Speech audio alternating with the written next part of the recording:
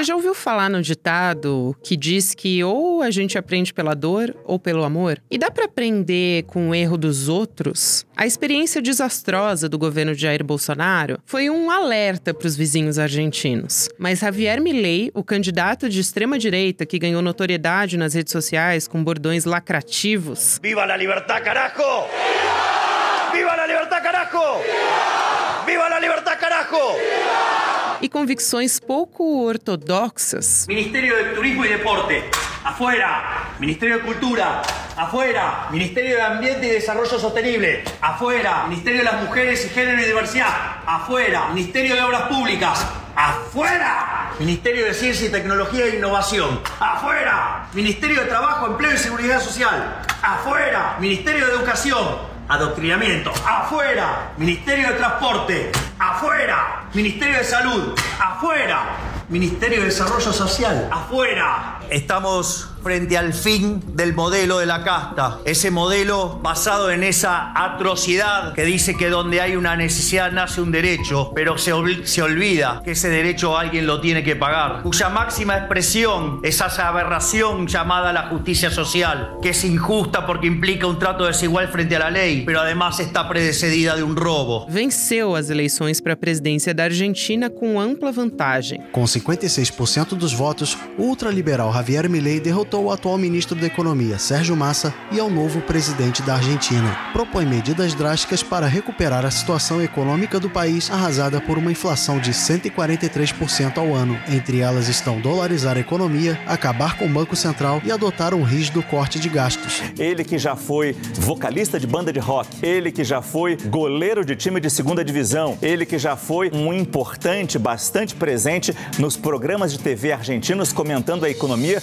de um jeito todo dele, o que o deu uma popularidade em meio à população argentina. Além de uma inflação altíssima, 40% da população argentina vive na pobreza. O mercado de trabalho sofre com altos níveis de informalidade e a taxa de câmbio é instável. As incertezas com relação ao futuro da Argentina não acabaram na eleição desse domingo, 19 de novembro. Internamente, mais tensão. Javier Milei e o atual presidente Alberto Fernandes se reúnem para dar início à transição de governo. E com Sérgio Massa, Milei troca acusações sobre quem tem a culpa da deterioração econômica nos últimos dias. O projeto de país que Milei propõe vai ser posto à prova nos próximos 4 anos.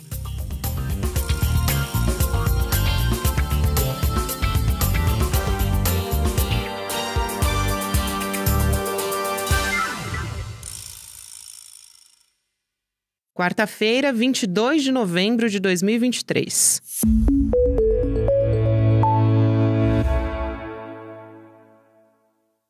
Olá, seja muito bem-vindo, seja muito bem-vinda. Eu sou a Gabriela Varela e esse é o Videocast em Detalhes. Aqui, sempre com um convidado ou uma convidada, a gente analisa uma temática, uma notícia importante do momento. E hoje eu converso novamente com o jornalista Bruno Lima Rocha, que também é cientista político, professor de Relações Internacionais. O Bruno mora em Buenos Aires, acompanhou de perto toda essa disputa pela Casa Rosada. Inclusive, o Bruno falou com a gente aqui nas primárias argentinas, analisando todo esse cenário, nessa possibilidade de cenário de extrema-direita até o momento, que agora realmente assume o poder na Argentina. Bruno, obrigada por aceitar nosso convite mais uma vez. Seja bem-vindo de novo. Obrigado pelo convite. Espero poder contribuir para além do susto ou da situação estarrecedora que a gente vê com a ascensão da extrema-direita. Sem dúvida. Bom, talvez a primeira pergunta que eu te faça, Bruno, é: o que a gente pode esperar do governo de Javier Milei, para além desse cenário, como você disse, né, de um susto, mas a gente imaginava que pudesse acontecer algo parecido com o que aconteceu aqui no Brasil. Já no primeiro dia depois da vitória nas eleições, o Milei disse que vai privatizar a companhia de petróleo, ele também quer privatizar empresas de comunicação argentinas. Assim, de maneira geral, o empresariado também comemorou muito a vitória de Milei, né? O que você avaliaria como as características principais que ele já está demonstrando de largada? Bom, de largada é compor a equipe econômica a partir de CEOs, executivos de grupos empresariais importantes, como, por exemplo,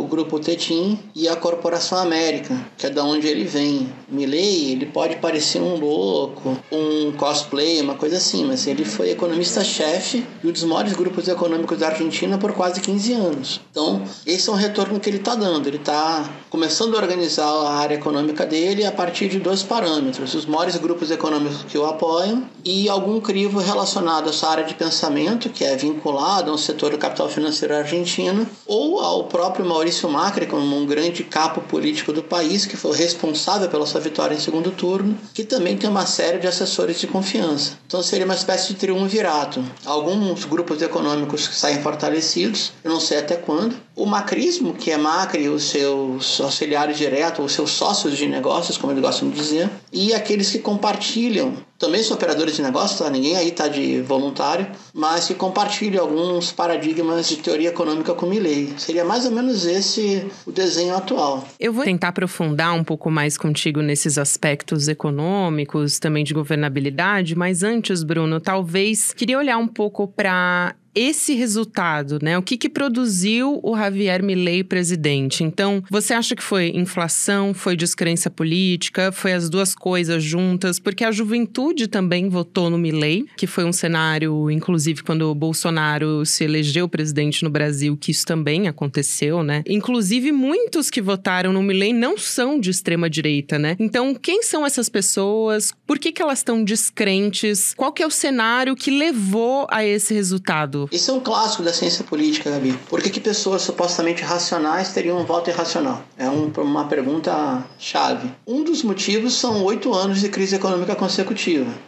que geraria um lapso geracional, ou seja, aquela juventude argentina de classe média baixa, classe trabalhadora, ou pior, desalentada, ou pior do pior, desalentada das províncias do interior, não viveram a bonança do kirchnerismo, não viveram o boom econômico dos primeiros, diria eu, 10 anos do século XXI ou 12, porque 2013 é quando ganha Néstor e a Argentina começa a sair da crise em 2005 e a vai até 2013 ou 15. Esse é um fator. O outro é que o personagem Milei, ele se mostrou muito palatável. Então, você imagina se a figura de Paulo Guedes ia gerar engajamento na juventude. Não iria, mas o MBL gerou. Então, você imagina alguém que tenha um status econômico, não de um Chicago Boy, mas de um herdeiro dos Chicago Boys, como Javier Milei, com uma roupagem estética de um cosplay. Gerou um efeito muito grande. Por quê? Porque ele apontava, a casta tem medo. Quem é a casta para ele? A casta seria o conjunto de dirigentes sindicais, da política tradicional, etc. A casta que o elegeu, porque se Macri não fecha aliança, ele não seria eleito. A outra situação que a gente tem que entender é que, por mais organizado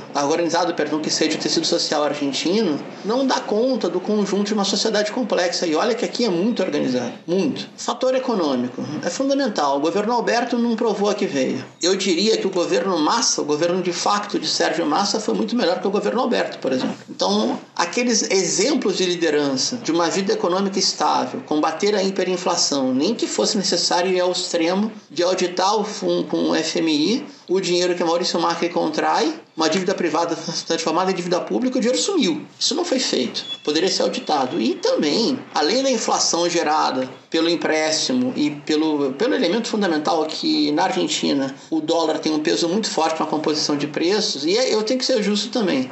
Houve um esforço grande do governo de tentar controlar preço. Não controlar por decreto, mas de organizar a formação de preço. Mas o combate à especulação chegou tarde. Os elementos de Estado, o aparelho de Estado para combater o crime financeiro, Sérgio Massa utilizou muito bem. A FIP, o IFE, a aduana, seria alfândega, Receita, COAF, fazendo uma comparação, tá? Utilizou muito bem, chegando ao ponto de fechar banco e prender operadores financeiros que apoiam o Milei diretamente. Só que isso não deu para criminalizar a campanha, porque na Argentina tem algo que é muito forte, talvez até mais forte que outras democracias, como a brasileira, que é a legitimação da vontade popular. É algo meio que sagrado. E com 30% fica muito difícil você destituir uma força política. Eu não sei se ele mantiver 30%, se ele vai poder ser cassado, por exemplo, futuramente, após o governo. É uma pergunta hipotética. Mas tem um elemento que pouca gente aborda, Gabi, isso eu acho muito sério. A vice-presidenta sofreu um atentado em setembro do ano passado, se não me equivoco. Os celulares dos suspeitos e do operador da tentativa de assassinato, de magnicídio, os telefones foram resetados e os dados foram perdidos. O que isso aí prova para a população? Poxa, um governo que não consegue sequer investigar Alguém que atenta contra a vida da vice-presidenta vai proteger a população?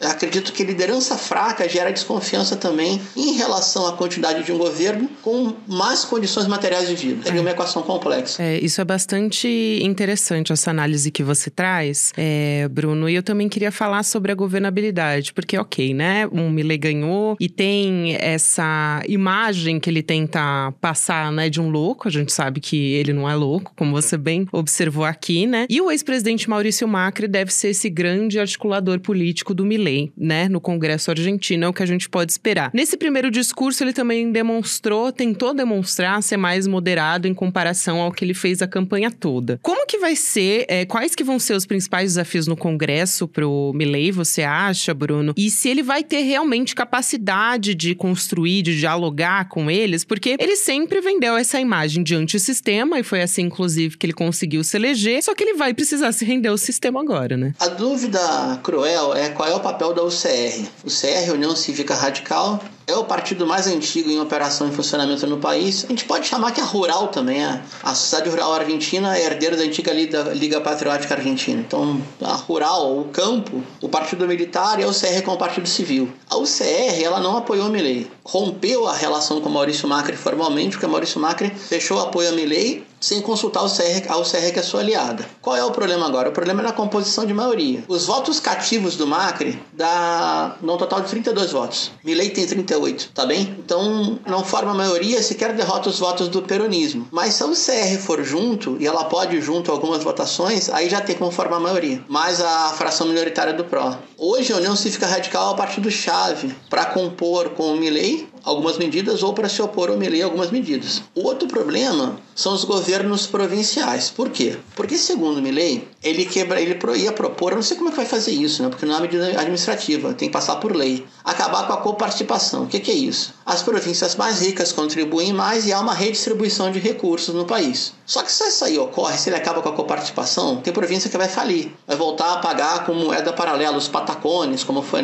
na crise do governo Menem, se pagava com patacone. Uma época do Alfonsin também. Ou seja, são quase moedas emitidas pelas províncias. Se isso ocorre, fica impossível governar a província. Ele vai ter peito para acabar com a coparticipação? É uma pergunta séria. As bancadas provinciais vão votar a favor disso? Agora, Gabi, eu tenho uma má notícia. Todas as situações de crise política da Argentina, você imaginava que o Congresso fosse votar contra. Uma parcela importante do Congresso sempre votou a favor, fazendo um comportamento de manada ou buscando favores parciais para os oligarcas. Porque é curioso isso. Nas províncias onde o peronismo governa, que oligarquias, algumas perdeu, tá? Algumas oligarquias perderam, tipo São Luís, governava há 40 anos, perderam. Chaco governava há um tempão, perdeu também. Mas aonde o peronismo governa e continua governando, a proporção de votos para o governo provincial foi inversamente proporcional dos votos que foram para o Massa. Então, também esses oligarcas fazem um jogo próprio. É muito diferente o peronismo do conurbano, do chamado Partido Justicialista Bonaerense, que é mais duro,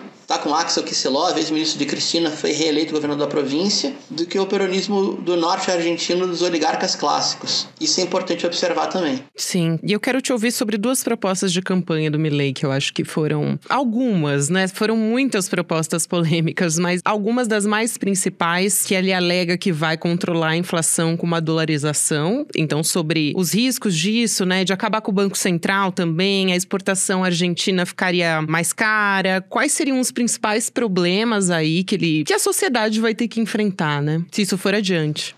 Dolarização é um problema grave. Por quê? Porque eu falo contigo, a gente está gravando aqui o podcast, eu tô com a TV no fundo, já está em 1.070, cotação dólar paralelo. Ele estava em 930 e chegou a ser 860 há 15 dias. Pesos, a gente está falando. Pesos. $1 1.070 pesos, perdão. Imagina. O maior fator de acumulação na Argentina, um dos maiores pelo menos, além da formação de preços nas cadeias fundamentais, ou seja, cadeia da economia doméstica, alimento, e não são muitos formadores de preço no país, grandes atacadistas distribuidores, grandes fábricas de alimentos, já formou metade do preço do país. A outra incidência é energia, agora tá bom, mas você teve que importar. E a outra é insumo, e aí entra o dólar. O dólar disparou, tá? Por que o dólar disparou? Porque os mecanismos de contenção do dólar, eles não estão operando há 2 dias. E é um liberou geral para especulação, se não punir, se não reprimir. Para dolarizar a economia, Milei falou que teria que dolarizar na proporção $1 a 10 mil pesos. Mas o Banco Central, ele está previsto... Primeiro que o cara, ele já indicou o economista-chefe do Banco Central, Emílio Campo, é um oligarca, de família oligarca, família Patrícia de Buenos Aires, com um passado em governos anteriores. Fazer uma comparação para o pessoal poder entender. Sabe aquela figura do príncipe Orleans de Bragança, que também é do capital financeiro? Mais ou menos, não tem nobreza aqui, mas tem família Patrícia, né? Família fundadora da capital, seria mais ou menos isso. Qual que é a ideia? É que o Banco Central vai emitir cada vez menos. Ao emitir cada vez menos, vai ter escassez. Ou seja, chegar a operar o dólar como única moeda a partir de uma recessão inflacionária. Deixar liberar a inflação vem com o peso do dólar, e criar um desespero societário de modo que o peso não vale e tentar convencer a dolarizar ou criar uma paridade outra vez. Só que já foi feito antes, e para criar a paridade aqui tem que confiscar os depósitos argentinos. Já falou também que quer liberar a lei de aluguéis. O que significa isso? A lei de aluguéis aqui é horrorosa, mas o liberar geral seria derrubar a lei de aluguéis e fazer livre negociação. É muito parelho, né? Entre inquilinos e proprietários, imagina. Ou seja, de poder ter reajuste quando quisesse, não por contrato, e poder fazer o contrato em dólar, por exemplo, e não em peso argentino. Hoje, no mundo real, a maioria dos contratos já é dolarizada. A indexação se dá em dólar. Então, no liberou geral, a tendência é o país perder o poder da sua própria moeda. É uma projeção colonial da Argentina. Isso é muito feio de falar. Por isso que na campanha e ao longo da sua trajetória, ele e a sua vice entraram nos temas que rompem o contrato social argentino. Os 30 mil desaparecidos, as Malvinas, a figura de Diego Armando Maradona, o Papa, Evita. Então, ao romper o contrato social, nominalmente, né, no seu discurso, ele precisa do caos para justificar a repressão. O próprio Maurício Macri declarou em TV, e ele é dono de uma TV lá na Nación Más e frequenta outras 2. Especialmente TN, pertence ao Grupo Clarim, e a América, que pertence aos ex-patrões do Milei. É tudo muito engraçado isso, que é tudo uma oligarquia muito conhecida, né? E já disse que se os patoteiros seriam aqueles que arrumam confusão, se os dinossauros, se as burocracias sindicais vierem reivindicar os seus, bota aspas aí, tá, privilégios, vai justificar a repressão, porque a juventude que votou no Milei não vai admitir nenhum passo atrás. Só que eu insisto, tem uma parcela da juventude que votou no Milei, como você bem colocou no início, que ela votou no personagem, não votou no programa. Ela votou na revolta contra o sistema social que não promove. Ela não votou em piorar ainda mais a sua qualidade de vida. E aí, você está diante de um efeito perverso, que é a repressão contra os setores sociais ainda organizados, reivindicando os direitos coletivos, e a interpretação de que aquilo é privilégio. Como foi, por exemplo, no Brasil na reforma trabalhista, dizendo que era privilégio servidor público, que era plenitude de direitos, quando a maioria trabalhava na informalidade. Esse tipo de discurso, perdão, adjetivar cretino, né, que joga trabalhador contra trabalhador. O próprio Bolsonaro disse isso uma vez, num lapso de sinceridade. Eu não posso fazer uma política econômica que jogue o pobre contra o miserável, mas ele fez. Então, creio eu que caminha a Argentina nesse sentido e não vai demorar muito. Eu quero perguntar também, vou entrar nas relações entre a Argentina e o Brasil, mas antes disso, entrar no Mercosul, né, que é bastante preocupante, porque com a vitória do Milei, agora a gente passa a ter um predomínio de líderes de direita, né? Quais podem ser os custos para o Mercosul daqui para frente? Como é que você está projetando isso, Bruno? Pergunta-chave, né? Primeiro, eu queria colocar aqui, se você me permitir, um hífen de autoapresentação, né? Eu não sou especialista em Argentina, eu vim para cá para acompanhar a campanha, estou retornando no final do ano por um contrato especial com uma rádio amiga que me chamou. Uma das áreas que eu estudei muito na vida foi geoeconomia. Então, em tese, não teria nenhum problema ter um governo de direita para fazer alinhamento com os BRICS do Mercosul. O problema é a nossa composição de elite. A elite latino-americana tem uma composição que o seu discurso legitimador é de colonização interna. Eu não posso repetir num podcast brasileiro aquilo que se fala na TV aberta argentina, que é um monte de palavrão. Como, por exemplo, somos um país de M, aqui todo mundo é alucinado, a gente não serve para nada. Sabe, eu sei que também é hoje em dia ofensivo, porque se defende vira-lata cachorro, né? Mas sabe vira-latismo do futebol? Uhum. Vira-latismo é uma arma política da guerra política interna, doméstica. Milei, por exemplo, se afirmou: farei 2 viagens extraoficiais antes da posse, Estados Unidos e Israel. Poxa, ou seja, A sua chanceler, Diana Mondino, falou: não temos nenhum interesse em permanecer no BRICS e o Mercosul não anda, não avança, não serve para nada. O que está querendo dizer com isso? Está dizendo que, se eu entendi bem, se eu não entendo alguma coisa, que o projeto econômico da extrema-direita e da oligarquia argentina não prevê nenhum tipo de disputa de poder no cenário internacional, não pretende fazer operações complexas fora do dólar, pode perder a relação privilegiada que tem com o Brasil e China. A relação, Alberto fez um monte de coisa errada. A relação Argentina-China, ela é perfeita. A Argentina-Rússia, ela é perfeita. Perfeita em qual sentido? De instaurar um governo autoritário como o do Putin ou decretar partido único num país democrático? Não é nada disso. Perfeita de ter acesso a bens de alto valor agregado como vacina russa, ou de pedir um empréstimo em Beijing de 5 bilhões de dólares e levar 6,5. Isso é um milagre, Gabi. Isso não existe. Por quê? A China tem interesse em ampliar as operações de longo prazo com o Brasil e a Argentina teria um interesse estratégico de trocar essa dívida com o Fundo Monetário com uma dívida largada de largo prazo, perdão, redundância, de largo prazo nos bancos dos BRICS e que financie cadeias industriais de exportação. Porque o FMI só pede ajuste. O que é ajuste? É cortar investimento público e cortar o ciclo virtuoso da economia. Então, a direita latino-americana, salvo raríssimas exceções, e a sua elite empresarial, ela é tão colonizada que ela prefere suicídio econômico a uma mobilidade, quiçá, do mapa do mundo multipolar ou até algum tipo de inflexão ideológica. Olha o que o Vargas passou na mão da burguesia brasileira, por exemplo. É nesse sentido que é problemático, porque se tiver um mínimo de consequência, não tem sentido nenhum. O governo do Penha, no Paraguai, vai falar o patrão dele, Horácio Cartes, ele é empregado do dono do maior banco do país, que é o ex-presidente Horácio Cartes, que está classificado como um amigo do narcotráfico pelo Departamento de Estado dos Estados Unidos. Então não tem nenhum sentido um presidente que já assume marcado orientar suas relações exteriores de joelhos para a superpotência que o encurrala, que o coloca contra a parede. Ou por que o Uruguai, de Alberto Lacalle Pou, que briga por um tratado de livre comércio direto com a China, não vai querer uma relação triangular, uma relação complexa Mercosul-China, com graus de privilégio. Só uma mentalidade muito, muito, muito colonizada para querer tudo isso. Mas o problema é que tem. Esse é o problema. A mentalidade das elites políticas e econômicas latino-americanas, na sua maioria, elas botam dois polos sobrepostos, né? Direito e colonização. E aí não é discurso, não, é fato. Posso provar isso, bom, acho que provei agora, né? Com elementos fundamentais de programas imediatos de governo.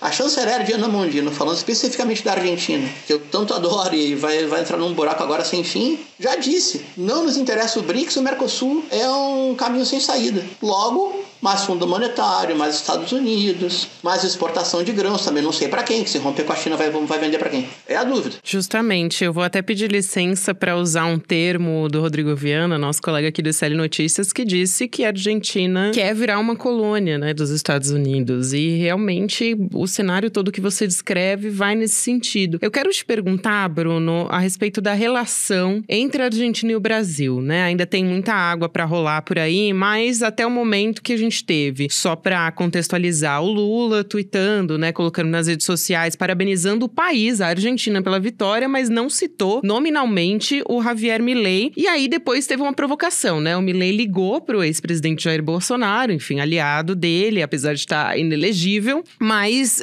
mostrou um alinhamento com o Bolsonaro e com isso dá um recado muito claro ao presidente Lula no Brasil. E depois o ministro Paulo Pimenta disse que o Milei deve desculpas a Lula por isso, né? E Lula não fez nenhum movimento, mas dá o seu recado por meio do ministro, né? O que também demonstra que, olha, eu vou colocar o meu ministro para falar com você, eu não vou nem me dirigir, né? Nem vou dirigir a palavra ao Milei. Já começou com um desgaste? Como é que você tá vendo essa primeira sinalização? Desgaste, e a eleição argentina, ela teve polos brasileiros, a extrema-direita com o Milei, a social-democracia brasileira com Sérgio Massa, houve aconselhamento de campanha, isso era dito abertamente. Tem algo, Gabi, que é meio sutil. Vou tentar dar um exemplo da relação Brasil e China durante o governo Bolsonaro, tá? Quando um dos filhos do Bolsonaro, o seu triste ministro da Educação, da Educação, fazia aquelas pirraças tipo Trump, falando de vírus chinês, fazendo piada sinofóbica, não é que as relações foram rompidas, mas esfriaram.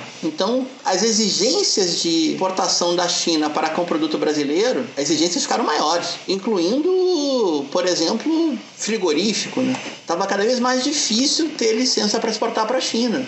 A China, ao contrário do que parece, ela tem um grau de exigência muito grande para colocar produto no seu mercado interno. Então, é possível e até provável que o esfriamento de relações Argentina-China, Argentina-Brasil, só vão manter os contratos já existentes, os padrões já acordados, não se vai avançar em nova padronização, não se vai avançar em moeda aduaneira comum para começar o Mercosul de verdade, e aquilo que já está vai constar, e depois tudo pode acontecer. O Milei provou que é um ignorante em comércio internacional, dizendo as relações se dão entre os privados. As relações econômicas entre privados com fronteira no meio tem um nome, chama-se contrabando. De extrema liquidez tem outro nome, chama-se narcotráfico, por exemplo. Então, claro que tem normatividade, tem que ter grupo de trabalho comum, tem que ter um monte de reunião, e se esfriar e gerar uma antipatia comum, é possível que as burocracias de Estado não superem as rivalidades entre governos. E quem vai sofrer é a Argentina. É isso que eu ia te perguntar, assim, para fechar, talvez, arrematar a nossa conversa, vamos dizer. Mas a Argentina precisa mais do Brasil do que o Brasil precisa da Argentina, né? Sim.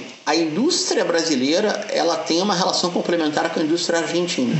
As províncias que votaram em Milei dependem diretamente da relação econômica com o Brasil, incluindo Córdoba. Eu falei com a Rádio Nacional de Córdoba na manhã seguinte da vitória eleitoral, a turma lá desesperada.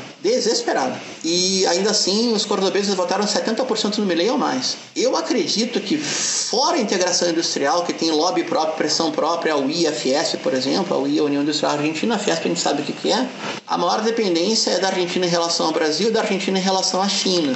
E depois, para reconstruir esses laços econômicos, porque vai missão para cá, vai missão para lá, tem um monte de reunião, fórum em comum, não é tão fácil. Gabi, vou usar o termo conceitual se eu tenho tempo ainda. Precisa de um, aspas, deep state, um estado profundo com burocracias de carreira para construir boas relações econômico-diplomáticas entre países. E depende de liderança para isso. Não basta a carreira é fundamental, mas depende de liderança. Só para dar um exemplo, veja a chancelaria brasileira sob o comando de Ernesto Araújo e depois com outro ministro do Bolsonaro. Já mudou bastante. Veja a influência de Celso Amorim em toda a diplomacia brasileira e sem o Celso Amorim. Muda da água para o vinho. Se a chanceler argentina já diz o que vai fazer e vai se voltar como subordinada ao Ocidente, então as relações bilaterais, regionais, para ela pouco importa. É secundário. Vai dar um problemão isso aí. Vai, Bruno. Infelizmente, eu quero te agradecer por esclarecer esse contexto que nos espera a partir de agora, né? A gente vai continuar acompanhando e se essa imagem, né? Essa relação, na verdade, entre Argentina e Brasil vai piorar, como é que vai ficar o Mercosul. Te agradeço muito e você é sempre muito bem-vindo aqui no Em Detalhes, no ICL também. A gente vai conversando daqui pra frente. Um abraço pra você. Tá bom. Obrigado, Gabriel. Obrigado pra quem nos acompanha, pra audiência. Lembrando que o povo argentino tá acostumado a lutar. É isso. Mais uma crise, é sempre doloroso, mas mais uma crise a ser superada. Não duvido que será. É isso. Mas vai ser duro. Vai ser duro. Não vai ser fácil mesmo. Obrigada, Bruno. Até uma próxima. Agora um convite pra você que quer participar da luta antirracista, que é um compromisso de todos nós. O Eduardo Moreira fez uma conversa, uma entrevista com o maior especialista em Malcolm X ou Malcolm X do mundo. A gente vai exibir esse debate histórico ao vivo amanhã, quinta-feira, às 8 horas da noite. Então, não perca esse discurso. A luta contra o racismo do Malcolm X, do Malcolm X são mais atuais do que nunca e você pode assistir a essa entrevista se inscrevendo, claro, em icl.com.br/emdetalhes. O podcast e videocast Em Detalhes fica por aqui. O próximo episódio vai ao ar às 10h30 da manhã, ao vivo no YouTube, por onde você acompanha toda a programação do ICL Notícias, nos canais do Instituto Conhecimento Liberta, Eduardo Moreira, também nas redes sociais. E para você que me acompanha aqui em vídeo, também tem a opção de você me ouvir nas plataformas de áudio. O episódio está disponível mais cedo, ele sai antes do episódio em vídeo. Então, a partir das 7, 8 horas da manhã, o episódio mais completo e com mais detalhes está disponível para você por lá. Obrigada a você que me acompanhou até aqui e até amanhã. Eu, Gabriela Varela, faço a apresentação e a coordenação do videocast Em Detalhes. O roteiro é feito por mim e pela Ana Carolina Navarro. A direção técnica de gravação é de Guilherme Bessa, Bianca Pasquim e Caio Marinato. A coordenação de transmissão é de Malu Pessoa, Leonardo Salles e Giovanni Nino. A operação de áudio é de Igor Santana e Denis Williams. A direção de imagem do Gabriel Vento. A produção é da Elô Macrini. A vinheta original é de Caio Marinato. A edição de áudio e sonorização são de César Degani. A direção de mídias sociais é de Joema Martins. E a direção de arte é de Stella Spironelli, a coordenação de artes gráficas de Isabela Chiara, a direção de programação é de Maurício Arruda e a produção executiva de Eduardo Moreira e Rafael Donatiello. Este episódio usou áudios da CNN Brasil, Agência France Press, TV Cultura, La Nación, redes sociais e discurso de vitória de Javier Milei.